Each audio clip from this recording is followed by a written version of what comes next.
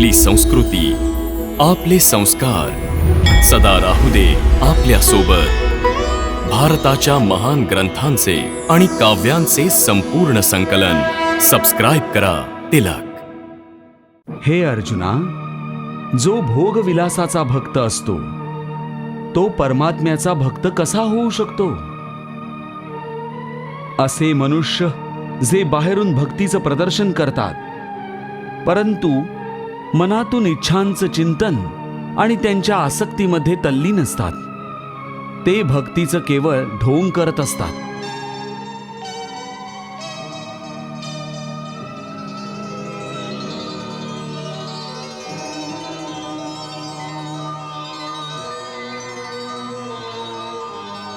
ते योगी नाही, ढोंगी असतात.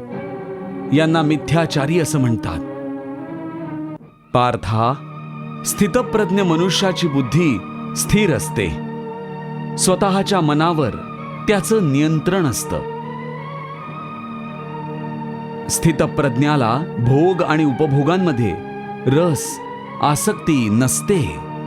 तो शुभाशुभ वस्तू मिळाल्यानंतर सुद्धा ना प्रसन्न होतो आणि ना दुःखी होतो. पार्था, अशा महापुरुषांना पूर्ण विश्वास असतो की ईश्वर सदा सर्वदा त्यांच्या बरोबरच आहे.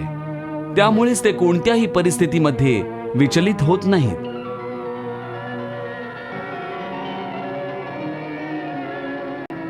हे सांगणं तर सोपं आहे केशव.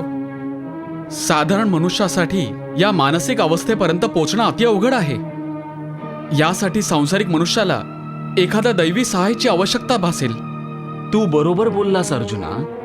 भगवत कृपेशिवाय कोणतंही कार्य सिद्ध नाही होऊ शकत. यासाठीच मनुष्याने त्याच्या पुरुषार्थाबरोबरच प्रभू भक्तीचा देखील आश्रय घेतला पाहिजे.